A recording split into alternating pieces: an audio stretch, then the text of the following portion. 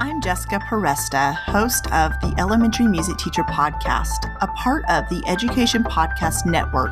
Shows on the network are individually owned and opinions expressed may not reflect others. Find other interesting education podcasts at edupodcastnetwork.com. Hello, Empowered Principals. Welcome to episode 336. Welcome to the Empowered Principal Podcast, a not-so-typical educational resource that will teach you how to gain control of your career and get emotionally fit to lead your school and your life with joy by refining your most powerful tool, your mind. Here's your host, Certified Life Coach, Angela Kelly Robeck. Well, hello, my Empowered Principals. Happy Tuesday. I'm so happy you're here. Welcome to the podcast. I am thrilled that you're here. And I have some exciting announcements that I'm going to share with you today before I get into today's content. First of all, I want to tell you all about the Empowered Principal Collaborative. We just finished our first full year of EPC, and it was a huge success. I'm so proud of the principals who participated in the Empowered Principal Collaborative. I had fun. They had fun. We grew, we learned, we laughed, we cried. We really supported one another throughout the entire year. Whether we were able to join live or watch the replays, people showed up, supported one another, cheered each other on, gave great strategies, tips, and advice. And along with the content and the coaching, so we did some teaching, we did some learning, we did some coaching, and it was the best experience. I'm so proud of it. I'm so honored to be hosting it. And what's coming up this coming school year is going to be phenomenal. I'm adding so much more content and services for the upcoming school year in EPC. So I'm going to give you a sneak peek. I'm still in the process of developing it, so there's going to be a little bit of surprise and anticipation because it's not all complete. But here's what we have so far. I've decided to make EPC a year-round program. That's number one. So this first year, I held the program from August through May, thinking that this is when school leaders need support, from the beginning of the school to the end of the school year. But I realized something. I don't know why I didn't think about this the first year, but I realized, hey, principals, most of them work year-round. So they need support year-round. And I am happy to offer EPC year-round. So we're going to make it a year-round program. This summer, I'm going to take a break. I'm going to take June and July off because we did decide to end the season at the end of May. So I'm taking this month and next month off to prepare for EPC. We're going to launch it in August instead of September. I was planning to do September this year, but I'm going to launch it, and here's why. One of the other things I'm going to be adding to EPC this coming year is bonus courses, bonus sessions, and workshops throughout the year that are based on the relevance of what you're working on during the school year. So in August, when you join EPC, I'm going to be having additional bonus planning workshops, vision workshops, preparing to hire and onboard and get everybody on the right seat on the bus, prepared and ready to go, kicking off the school year with success, without overworking, without all of the chaos and the stress. We're going to be doing bonus workshops. In addition to our weekly coaching sessions, I'm going to be teaching bonus content, holding workshops where you come and actually get work done so you can feel like you were productive during the workshop. And then the weekly calls are going to be for questions and coaching, new content that I'm going to be teaching and sharing. So I'm adding these bonus workshops throughout the year, things on time management, prioritization, how to plan, how to create balance, your leadership identity, building up your efficacy as a leader, how to create inspiration and motivation, and how to create impact so you feel empowered, because ultimately this is about empowering you so that you can empower staff and students. We're going to talk about relationships, how to build them, how to maintain them, how to nurture them, and communication, how to be articulate, how to be specific, how to create communication that is effective and efficient, consistent, and allows you to receive communication and express communication in a way that feels good for you and that is coming from a place of love and service. We're going to talk about culture and mindset and teamwork. I definitely want to cover HR topics such as hiring, how to fire people, which is really uncomfortable. It's really hard. All of the evaluation process, observations, how to get them scheduled, how to not to have them eat up all of your time. Onboarding people for the beginning of the year, or if you have to hire mid-year, how to onboard them, the systems to have in place. Going to talk about aspiring administrators. So I'm going to do a very specific series. If you're an aspiring leader, come on into EPC. Be in a room with principals. You're listening to them. You're getting their mindset. You're understanding strategies and skills. You are learning how to become a principal before you're even a principal. Get in the room. I will have an aspiring administrator series for you that's going to teach you what to do, how to get hired, how to land your ideal job, and then what to do those first steps when you very first walk into your administrative role.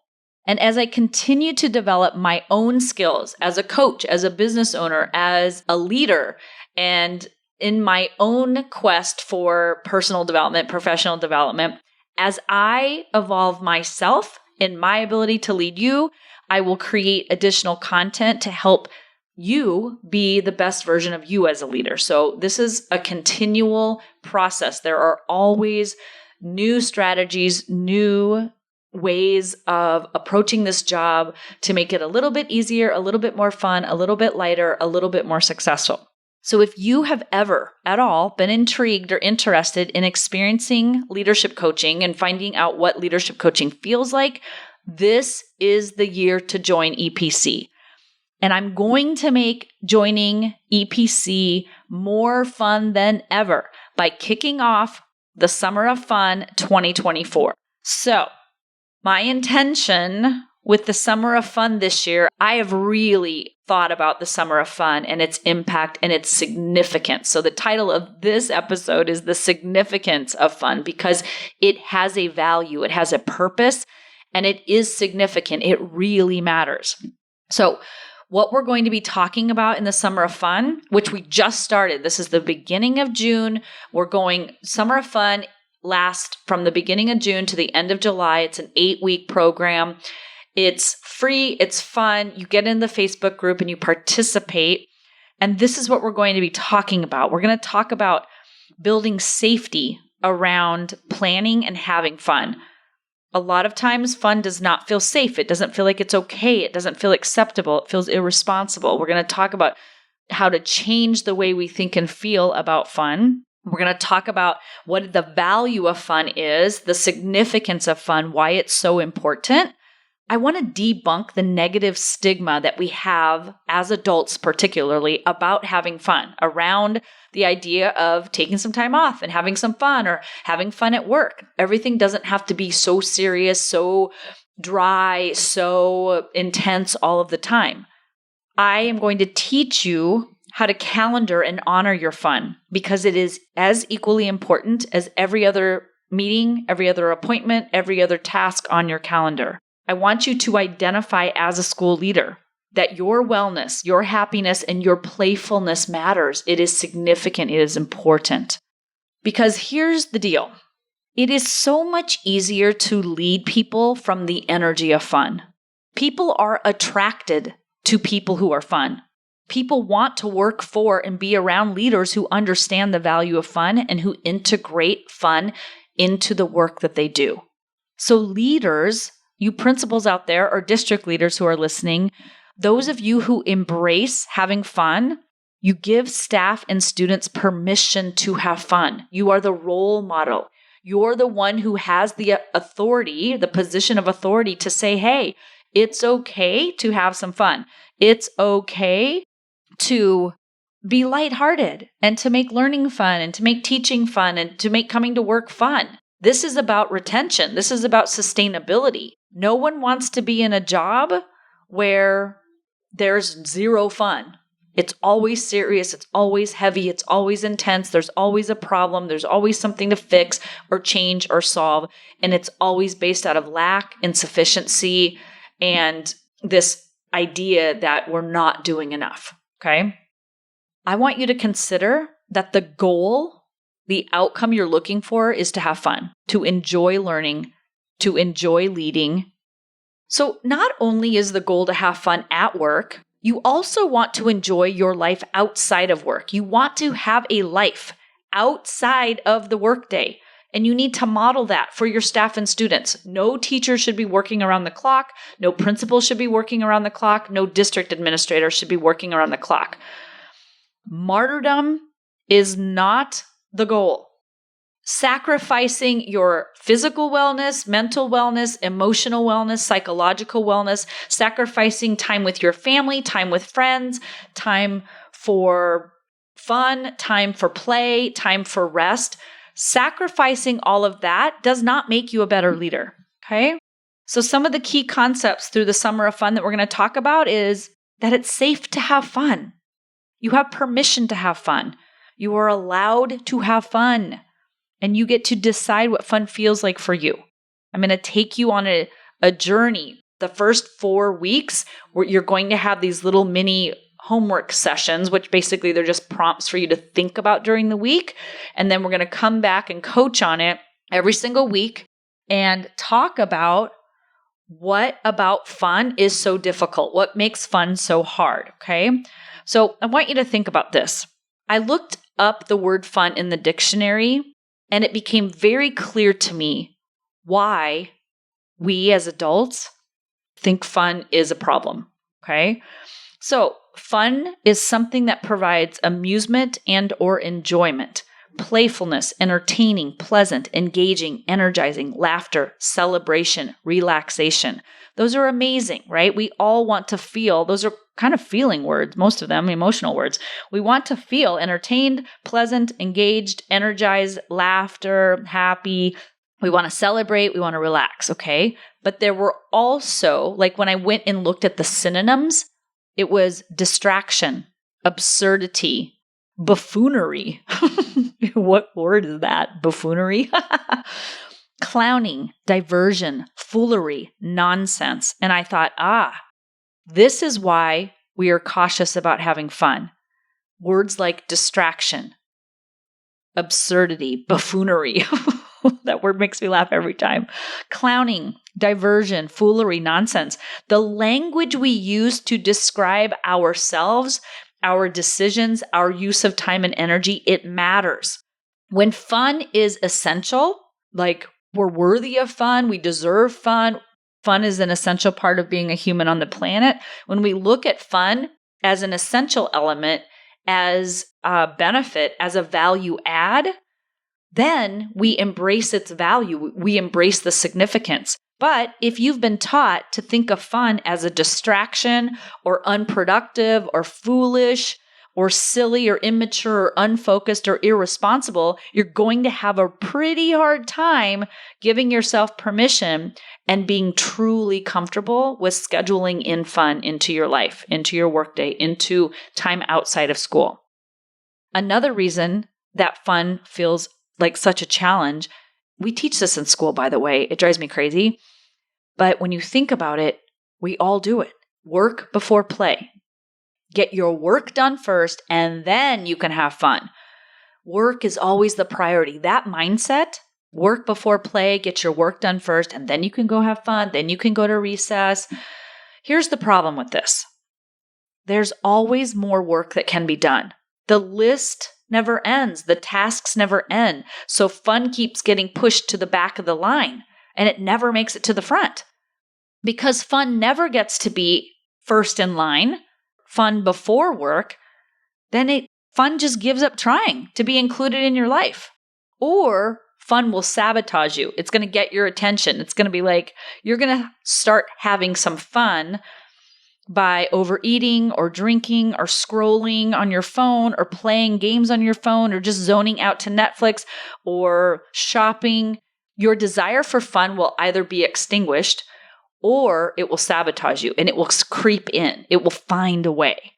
And think about this. Play is how children learn. It is the work. Play is actually how we learn as adults. It doesn't change because of our age. We just made it change. We decided that it changed. When people grow up and they become adults, then you are no longer time to play. It's time to adult. It's time to get serious. It's time to grow up. What does that even mean? Do we stop enjoying our life because we're an adult? Stop having fun? Stop scheduling fun in? Stop playing and engaging just for the pure enjoyment of it? What does that even mean? Why would we do that? That makes no sense to me. But yet I see it as some unspoken rule, especially in education, because we're here for the kids, but we're also supposed to be having fun. And we live by this unspoken rule without even questioning it. This makes no sense, yet it seems to be the unspoken rule that many of us live by without even questioning it. I've also noticed this about fun. We've indulged in fabricated pleasure as adults to the point that we don't even know or remember what actually delights us without the indulgence. Here's what I mean by this. I've been studying myself. As kids, we used to have authentic fun. We knew what felt fun to us. We were attracted to fun. The default was to seek pleasure, to have fun. And so we interacted with ourselves and the world in a way that felt fun and light and playful and easy and fully engaged in the pleasure of fun. And we also enjoyed some of the fabricated pleasures, such as video games, right? But our bodies and our minds and our hearts and souls were motivated by physical movement, social interactions, being outside, being mentally and emotionally engaged, laughter, music, reading books, playing games, kinesthetic experiences, authentic experiences of fun. And kids don't apologize for wanting to have fun. That is the way of the world for them. They want to make everything fun. But the adults come into the room and infer and teach that having fun isn't productive. It's silly, and silly's not good. Silly's naughty. Silly's out of line. Silly is embarrassing. Don't be like that. Don't have fun. Don't be silly. That's not appropriate, right? And so as we grow up, the definition of fun changes and we're left wondering what there is to do for fun that's not going to be judged or criticized as adults. And if you think about it, teachers, educators, principals, we're often portrayed out in society as adults who crush the fun. And let's be honest, some of us are out there playing that role pretty well. We are prioritizing the work and we're prioritizing following the rules over a little bit of fun and a little bit of lightness. I have a story about my dad. I just got off the phone with him actually, and he always makes me laugh because my dad was always playful. He always has been. And his dad was the same way. He always tells me, Angela, the best diffusion is humor. He used humor to lighten up any situation, to diffuse an intense moment.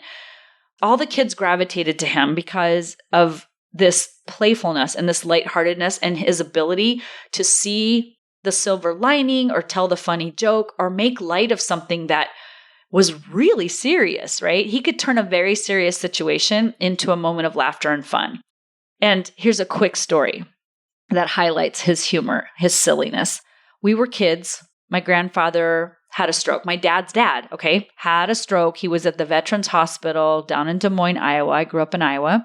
And we had to drive. So for a kid to be in the car for 2 hours, that just felt like a year long. We went and then to sit in a hospital where your grandfather is not well and he can't communicate. He's had a massive stroke, so he's non-communicative and half of his body wasn't working properly. So my parents, of course, like a lot of stress. It was an intense situation. He had also broken some ribs and it was just a really intense situation. The entire family gathered to visit with him and the adults in the room had to make some really difficult decisions about what they were going to do moving forward with his life. After all of that, they take us out for like a late lunch, early dinner or something. I was pretty young. I don't really remember the details, but I do remember this. We were at the restaurant and the kids were kind of all sitting at a table, my cousins and I and the close family friends, all the kids were kind of at a booth table thing and the adults were sitting. So they were kind of talking all serious and tears and all of that. And then my dad came over to the kids' table and sat down. Well, this particular restaurant, instead of serving like chips or bread as like a free appetizer snack when you walked in, they served popcorn. Well, the kids, we were all starving. They brought all of these bowls of popcorn and we were just eating and talking and laughing and drinking lemonades and sodas or whatever. And my dad came over and he walked up and sat at the table, but he had 2 kernels of popcorn in each of his nostrils. And he just sat there and acted as though nothing had happened. And we were like, that's so funny. And we were laughing. He's like, oh, that's so gross. That's so funny. And he's like, what? I don't know what you're talking about. And he got all of the kids just in hysterics. And then we were all doing it. And my mom was giving him kind of the stink eye, like, be quiet. It's a restaurant. It was like 3 p.m. So it wasn't a busy time at the restaurant. So we were one of the only parties in there. And we were a large party. But we had so much fun. And I remember that as an adult. To this day, I remember that moment. And my dad did this all the time. He could take any type of situation and bring humor to it, bring the playfulness and the fun. And I remember my mom, like, my dad always got like a little gently scolded or like playfully scolded for being too playful, too silly. I just noticed how interesting it is to see how adults approach fun versus how kids approach fun. And I noticed like mom was always the bad cop, dad was always the good cop because he was the one having fun. He's like, oh, mom, just let them have fun. And mom was like, time to clean up, time to eat dinner, time to do this, time to do that, right? So if you join the Facebook group, the Empowered Principal Facebook group, where we are right now, we're kicking off Summer of Fun. We're going to talk about Summer of Fun. We're going to define it. We're going to untangle it from the idea of it being irresponsible. We're going to talk about what you do want your relationship with fun to be, and we're going to rewrite your story around fun so that you can feel safe and comfortable and delighted and honor your fun and make it valuable, see the significance in it. And then we're going to create a calendar. We're going to cheer each other on. And this whole group, like weeks 5 through 8, is going to be implementing our plan, having an implementation week of fun, and then coaching each week on the obstacles, like what's coming up for you. Are you struggling to have fun? Are you struggling to schedule it? Are you struggling to honor it? Are you struggling with having fun while you are having fun? You know that feeling when you take time off, but you're feeling guilty that you took time off, so you're really not enjoying yourself. You're telling yourself the whole time you should be working, or you're not being productive, or you're wasting your time, all of that. We're going to coach on that, okay? So come on into Summer of Fun. And I'm going to teach you some really powerful thoughts and mindset shifts that are simple. They're going to blow your mind. I've been doing this work myself and it has blown my mind. So come on in. And here's the best part. For those of you who participate in the Summer of Fun Challenge, which is starting right now, so dive on in, jump on into Facebook and find the Empowered Principal. It's an open group. You have to just answer a couple questions. I just want to filter out, make sure we're school leaders in here. It's not robots or it's not people trying to scam us or sell us crap. But every week in the Summer of Fun Challenge, I draw names. So for people who participate, who they post pictures, where they cheer other people on, every time you make a comment, a post, and you engage in the Facebook group in the Summer of Fun Challenge, if you raise your hand for coaching, if you show up to the live calls, and you can, if you participate 20 times in 1 week, your name goes in 20 times. So the more you participate, the more chances you have of winning. I'm going to draw 1 winner per week for the 8 weeks of the Summer of Fun Challenge. You're each going to get a $50 Amazon card as a gift. I used to do this big gift package, but this year I'm keeping it simple because I know what you guys all like. Everybody loves an Amazon card. You're going to get $50 worth of Amazon card.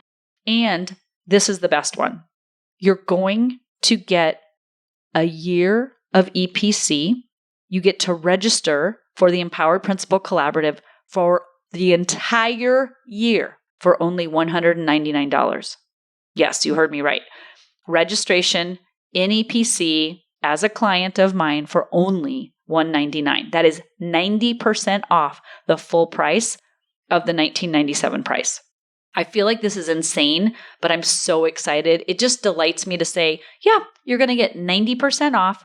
You can join EPC for $199 for 12 months of coaching. And here's why I decided to do this insane offer, to give this as the gift for those who participate. I work with school principals from all across the country, and they share a very similar story. They all want to feel empowered, but they actually feel a lack of agency and authority. They feel disempowered. They want to create an impact. They want to be influential. They want to make a difference. But what they really feel is that they're spinning their wheels, working their tails off for very small amounts of progress or stagnation. They want to love their job. They want to enjoy school leadership. They want to feel good about themselves. They want to have a very strong self-efficacy in who they are. They want to create inspiration and motivation and a positive culture. They want their teachers to feel good about themselves. They want to raise teacher efficacy so they can raise student efficacy so that we can create progress. But what they really feel is very weighed down by the demands, the pressures, and the responsibility of the job, which leaves people overwhelmed, exhausted, and unsure if what they're doing even matters. And this is true across the board. From all the states, I coach people from coast to coast, top to bottom, north to south, east to west, people who are in pre-K all the way through 12th. I have district leaders. I have site leaders, private schools, public schools, charter schools. The overall energetic state for administrators tends to be overwhelm and frustration because they feel stagnant. They feel like they're putting in time, effort, energy. They're committed, they're dedicated, but they have a sense that they're not able to move the needle and create the level of influence and impact that they want to see. And if this is you want to join us because here's what's happening. The Empowered Principal program has changed the trajectory for dozens and dozens of school leaders. Every single one of my clients for the past 7 years has indicated growth, impact.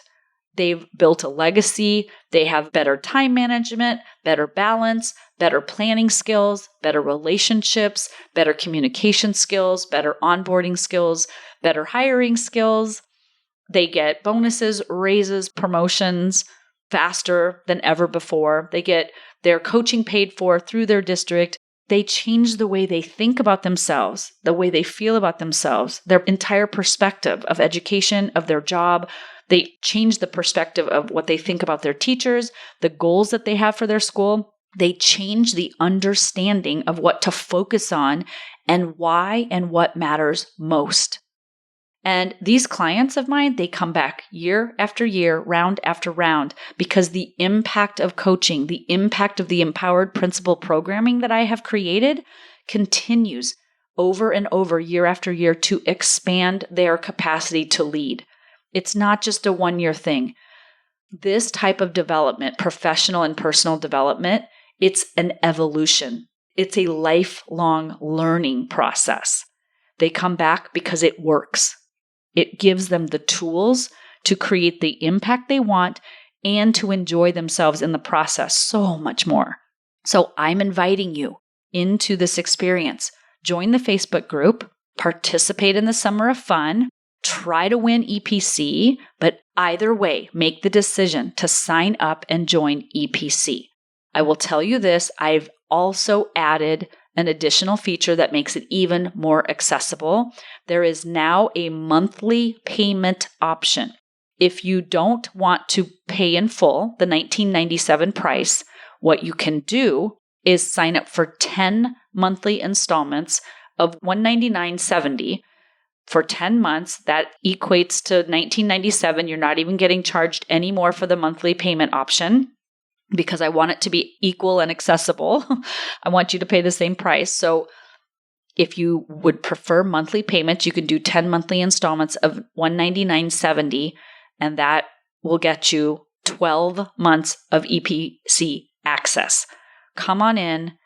You know you want to come. We're having fun over here. We are changing the way we approach school leadership. One thought at a time, one belief system at a time, one dismantling at a time. Come on in. I can't wait to meet you. Have a great week. And let's go have some fun. Talk to you guys next week. Take good care. Bye. Thanks for listening to this episode of the Empowered Principal Podcast. If you enjoyed this episode and want to learn more, please visit angelakellycoaching.com, where you can sign up for weekly updates and learn more about the tools that will help you become an emotionally fit school leader.